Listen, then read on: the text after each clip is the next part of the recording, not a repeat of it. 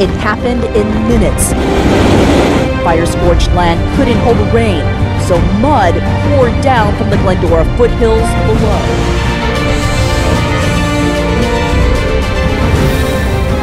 Silva with this breaking news. A powerful earthquake has struck just off the coast of Chile. The U.S. Geological Survey says it had a...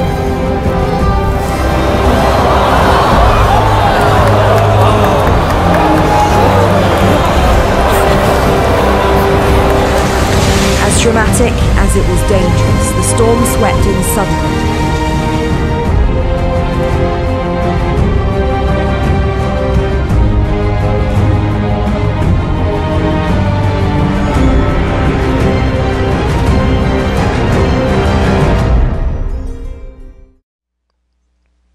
Alors, bonjour, c'est Yves Delem. Nous sommes le 14 avril 2014. Alors, je continue dans la présentation. Avant de procéder, j'aimerais vous parler de deux nouvelles qui sont sorties dans les dernières heures. Et puis, si je prends la peine de vous en parler, c'est que c'est extrêmement important. Premièrement, dans des European Union Times, on nous parle que les Russes viennent d'annoncer l'imminence d'une éruption. En tout cas, c'est en grande alerte, en alerte rouge, pour une éruption volcanique pour la région comprise dans l'Idaho, qui est une région des États-Unis d'Amérique.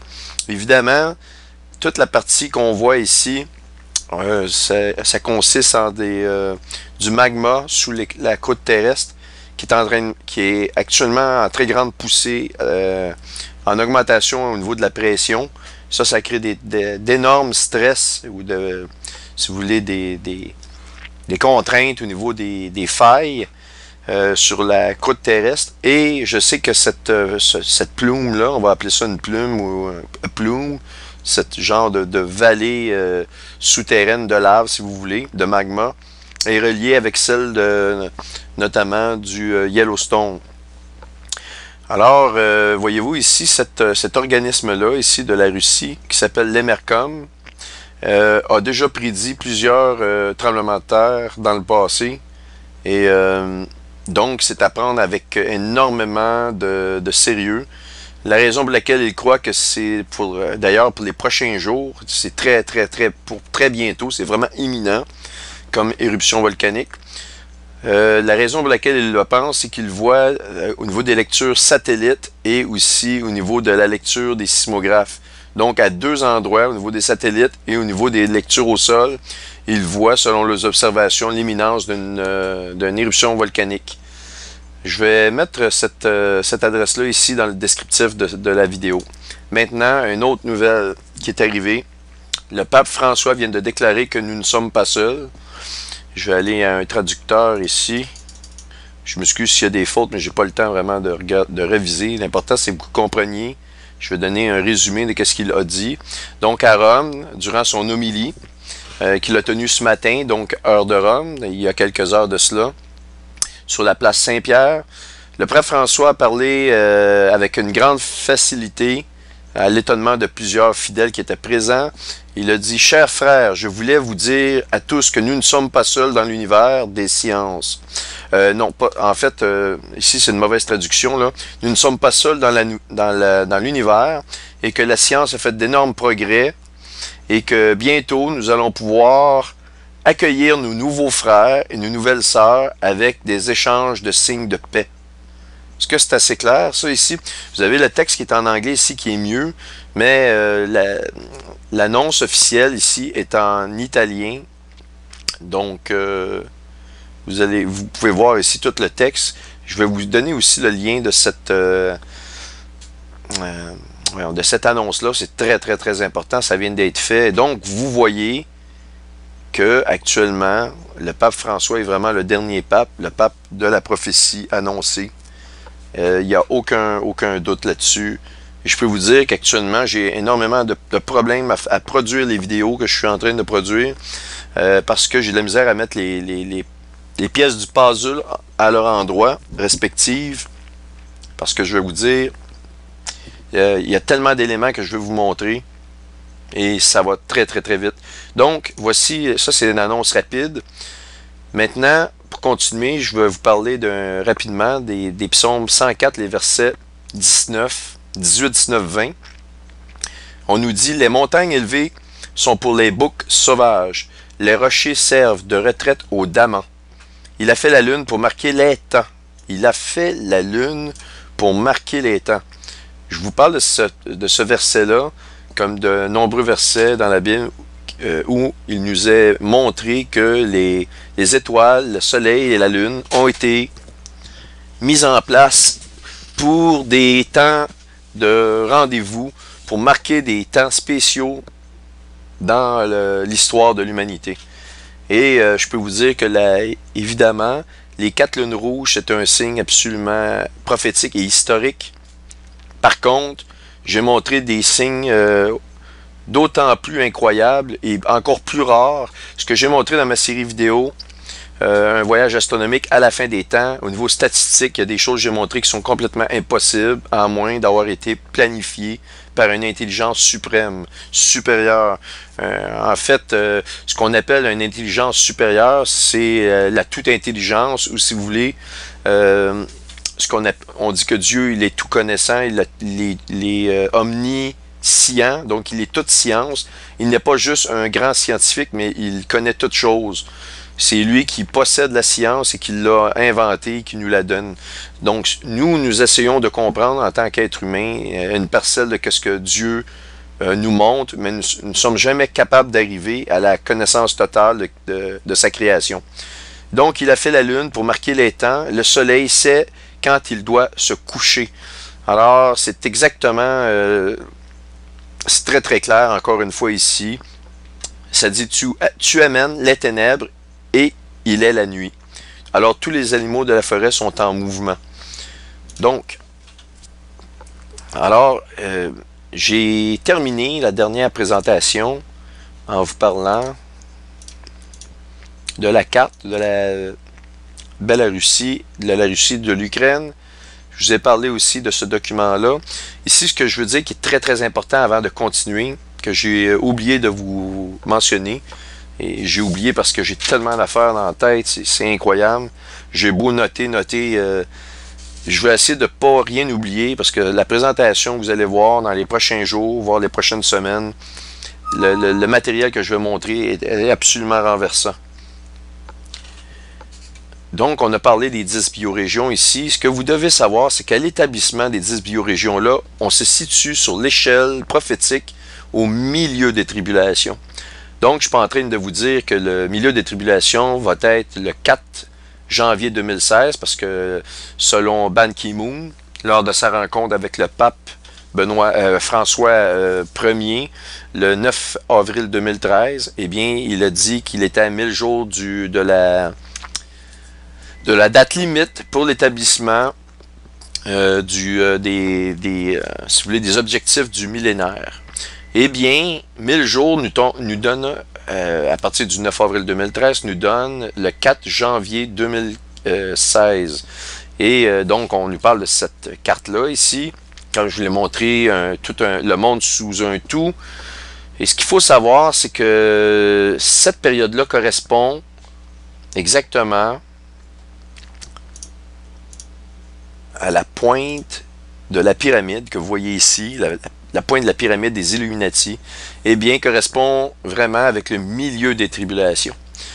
Alors, ce milieu des tribulations-là, eh bien, c'est à l'endroit, c'est à ce moment-là que l'Antichrist a vraiment en son pouvoir toutes les facettes de la politique, de l'économie, finalement, contrôle toutes les facettes du monde et va régner en tant que chef suprême des pouvoirs élites sur la Terre, sur toutes les nations du monde, et sur un monde qui aura été divisé en 10 biorégions, comme nous le voyons ici, tel qu'annoncé dans le chapitre 2 du livre de Daniel, dans la Bible. Alors, donc, il faut, pour l'établissement, c'est très important, c'est le point que je veux vraiment que vous rappeliez, il faut que, pour l'établissement de ces choses-là, au niveau politique, et que cela soit accepté par le monde, il faut que toutes les guerres annoncées dans la première moitié des tribulations, et je vous donne les versets très très rapidement en vous donnant des titres.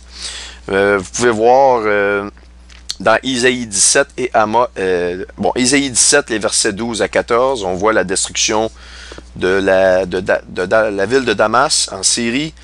Il y a deux facettes à la destruction de la Syrie et de la ville de Damas. Il y a une destruction longue, sur peut-être plusieurs mois ou plusieurs années, et ça, elle est en train de se faire. Vous savez que la ville de Damas, il y a des gens qui m'ont écrit en me disant ah, il n'y a rien là, Damas. Non, c'est pas vrai qu'il n'y a rien là. Il n'y a personne qui amènerait ses enfants et sa famille déménager à Damas. Il y en a un parmi vous qui veut vraiment déménager là, levez votre main, je veux savoir qui vous êtes. Si vous voulez vraiment amener vos enfants actuellement à Damas, en Syrie, ou peu importe l'endroit de la Syrie. Actuellement, c'est un pays vraiment dévasté. La Bible nous parle de cette dévastation-là. Et il y a beaucoup d'eschatologues qui pensent que bon, la prophétie est complètement accomplie. C'est faux. On nous parle aussi d'une destruction soudaine. Le matin, ah tiens, elle brûlera cette ville de Damas-là. Et la description que la Bible nous donne, c'est par le feu, un feu dévorant. Et seulement le nucléaire peut arriver à faire cette description-là qu'on nous montre dans la Bible. Donc, vous voyez la destruction de Damas dans le chapitre 17, notamment les versets 12-14. Dans Amos, le chapitre 1, versets 3 à 5. Après ça, donc cette guerre-là devra avoir lieu. Vous avez des guerres comme comme les guerres au niveau de l'Égypte. On le voit dans Isaïe 19. On voit des guerres sur l'Iran et l'Arabie Saoudite dans Jérémie 49. On voit aussi dans les psaumes 83 le tumulte des nations qui se lèguent contre Israël. On nous annonce dans Zacharie 12 qu'à la fin des temps, toutes les nations du monde et les nations d'alentour de Jérusalem se lègueront contre le peuple de Dieu, qui est le peuple physique de Dieu, qui est le peuple d'Israël. Et il y en a beaucoup que ça fait sursauter quand on dit ça, mais Dieu a choisi ce peuple-là pour démontrer qu'il est toujours fidèle à sa parole. S'il fait une alliance avec Abraham, eh bien, ce qu'il a dit, il va l'accomplir. Et ce même Dieu-là vous promet la même chose, de vous sauver si vous vous donnez, vous acceptez son Fils Jésus, parce que c'est le sang de Jésus qui peut vous soustraire et vous justifier. Il faut que vous acceptiez premièrement comme pécheur, et parce que c'est écrit dans la Bible, dans Romains, que tout homme est pécheur, et il faut à ce moment-là accepter que le sang de Jésus, que Jésus a été crucifié pour nous soustraire, nous sauver, si vous voulez, et nous enlever nos péchés sur nous. C'est pas nous qui pouvons le faire, mais le Christ, à travers son sang, peut le faire. Donc, on a ça dans les psaumes 83. J'ai des prophéties sur la Jordanie qu'on va voir dans Isaïe 15, dans Obédia 5, 9, les versets 5 et 9, les versets 17-18, dans Ézéchiel 25. On a des prophéties sur la Palestine dans Amos 1, dans Zéphania. Je l'ai juste en anglais, Zéphania. Qu'est-ce que c'est en anglais? Je vais juste aller le voir. Des fois, j'ai certains petits problèmes. On va aller le voir ensemble. Zéphania, c'est quoi déjà en français? J'ai un blanc de mémoire.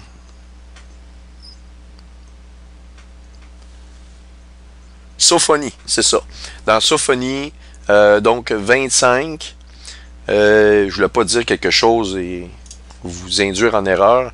Donc, vous allez voir pour la Palestine, à cet endroit-là, dans Jérémie 50-51, on y voit la Babylone des derniers jours, donc les États-Unis d'Amérique, et on voit aussi que la Babylone vont détruire les Perses, et c'est par un feu dévorant que ça va être fait, donc on peut supposer une attaque nucléaire, éventuellement des États-Unis, sur l'Iran. Eh bien, ce qu'il faut savoir, c'est qu'aussi, on y voit un peu plus tard, dans les versets de Jérémie 51, la destruction de cette même Babylone-là par des grandes nations qui viennent du Nord. Il est évident qu'on peut penser que dans l'ordre logique, c'est que la Russie a légué avec l'Iran et la Chine. L'Iran, vous me dites, elle va être détruite, oui, mais c'est un pouvoir qui est allié avec la Chine. Donc, la Chine, les États-Unis pourraient arriver après l'action des États-Unis contre l'Iran, étant donné qu'ils sont alliés avec.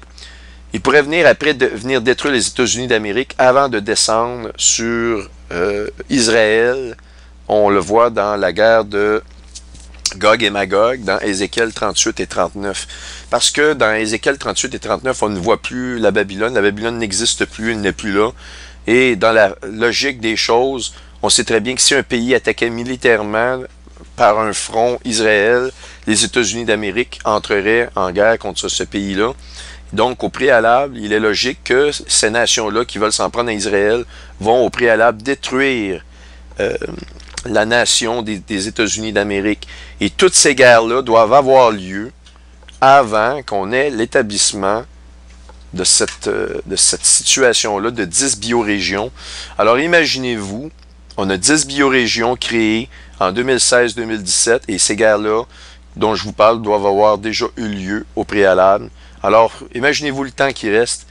Je peux vous dire une chose, préparez-vous, vous allez voir à travers le matériel que je vais continuer de vous montrer qu'on est vraiment rendu à la limite totale. Le Seigneur revient, il vient chercher premièrement ses élus très très bientôt et vous devez vraiment veiller et constamment veiller. On ne peut pas de vous donner une date, pour moi c'est impossible de vous donner une date, mais ça peut être dans 5 minutes, ça peut être pendant la présentation que je suis en train de vous faire. Je crois personnellement que ça risque fort bien d'être à la fête des trompettes, mais je ne peux pas vous garantir ces choses-là. Mais c'est pour moi, c'est une des suppositions. La grande question, c'est en quelle année?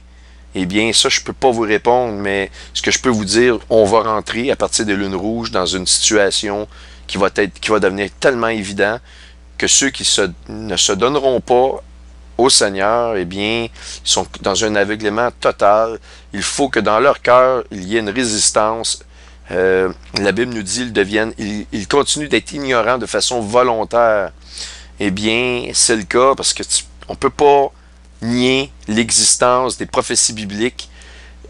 La Bible est le seul livre qui nous donne les détails de ces plans-là. Puis je vous dis des détails extrêmement importants sur le plan. Et la Bible est le seul livre qui nous dévoile l'auteur de toute cette machination-là qui s'appelle Satan. Maintenant, avant de continuer, pour vous montrer des choses concernant le fameux trident, qui est le but de la deuxième partie d'ailleurs. Je vais vous montrer hier ce que j'ai enregistré un peu avant minuit, heure de Montréal. C'est sur le site du USGS. Eh bien, le USGS enregistre maintenant. Je pense que c'est moins pire. C'est pour ça que j'ai fait la vidéo hier pour avoir une preuve. Vous voyez la date. Vous voyez la date, l'heure UTC, c'est 7h09, 31 UTC. Nous autres, on a 5 heures de différence avec l'heure internationale. D'ailleurs, cette heure internationale-là n'est plus juste. Ils vont devoir la réajuster, mais là, maintenant, ils ne peuvent pas l'annoncer au public parce que l'axe de la Terre, je parle l'axe de rotation physique de la Terre, est complètement en train de décrocher. Et justement, le USGS ont reçu l'ordre de ne pas divulguer cette information-là. Et ça, je vais vous en parler plus tard parce que même si c'est un point majeur, ce n'est pas le but premier de ma présentation, parce que faut vraiment que vous compreniez l'enjeu spirituel actuel et l'urgence de la situation. Et surtout la précision de ma série vidéo sur le voyage astronomique vers la fin des temps. Donc, je vais vous faire défiler ça ici. On va enlever le son parce qu'il n'y a rien à dire, mais je vais vous faire défiler. Vous allez voir les noms des pays apparaître. Et regardez-moi l'activité sismique interne qui se produit actuellement dans la Terre, à l'intérieur de la croûte terrestre. Ce que je peux vous dire là-dessus, c'est que la dernière fois qu'on a vu ce phénomène-là, c'était 3 jours avant le tremblement de terre du Japon, en 2011.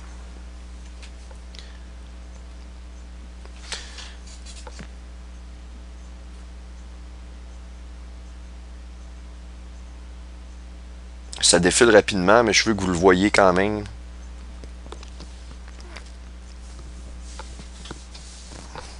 Alors, vous voyez, l'ensemble des pays, on a une activité. Il n'y a plus rien qui est lisible tellement l'activité est importante. C'est des phénomènes qu'on ne voyait pas avant. Ce phénomène-là a commencé en 2011. Je crois que ça a réapparu une fois en 2012. J'ai le lien en quelque part, j'ai l'information dans mon ordinateur, mais je peux vous dire qu'en 2012, c'est arrivé aussi une autre fois. Et là, on retrouve ce même type de signature. Vraiment pour le moins très préoccupante. Alors donc, je ne veux pas passer tout le temps là-dessus, mais vous voyez, les données, c'est global sur la planète Terre. Les nations, actuellement, sont en état de vibration extrême. Le problème de ça, c'est qu'on l'énergie se promène sous forme de sinus, mais vous pouvez avoir éventuellement une addition de crête d'énergie à un certain point de la croûte terrestre, et c'est là qu'on peut avoir à ce moment-là l'équivalent de plusieurs bombes nucléaires, qui est une explosion d'énergie. Et là, bien, à ce moment-là, la croûte à cet endroit-là, eh bien, en plus, si elle est fragilisée, comme on parle du Japon, il y a une grande faille au côté sud-est du Japon, on a une très très grande faille qui passe là. Et bien justement, c'est elle qui est à l'origine du grand tremblement de terre. Eh bien, vous savez, le cœur de la Terre agit. Juste prendre une image, c'est toujours plus facile. Bon, on va prendre une image. Celle-ci, peut-être pas. Bon, celle-ci. Vous avez le centre de la Terre ici qui est vraiment d'une densité qui tourne. Mais vous avez une partie ici alentour qui est un peu plus fixe.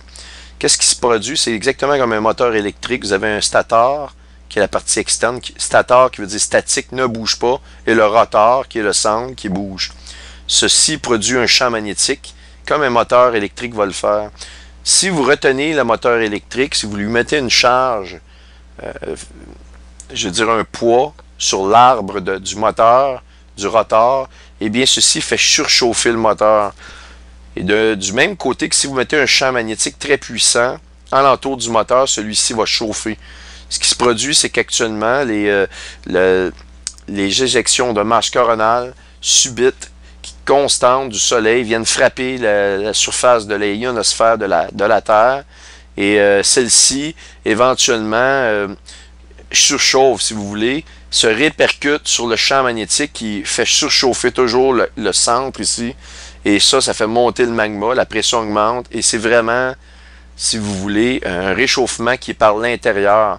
Le réchauffement dû à l'activité humaine est tellement minime, on n'en parle même pas. C'est le réchauffement s'il était seulement en surface, eh bien, on aurait, oui, un réchauffement global de la Terre, mais pas aussi important que ce que je vous dis là. Il n'y aurait pas assez d'énergie, même si on était 3 fois plus populeux sur Terre, on ne pourrait pas dégager assez d'énergie pour réchauffer la Terre à la vitesse qu'elle se réchauffe actuellement. Et donc, de toute manière, on voit que toutes les planètes du système solaire se réchauffent actuellement. Et par conséquent, il faut qu'il y ait un point commun. Et le point commun doit être céleste, global. C'est quelque chose qui affecte tout notre système solaire. Et donc, c'est une menace qui vient de l'externe et non pas de la planète.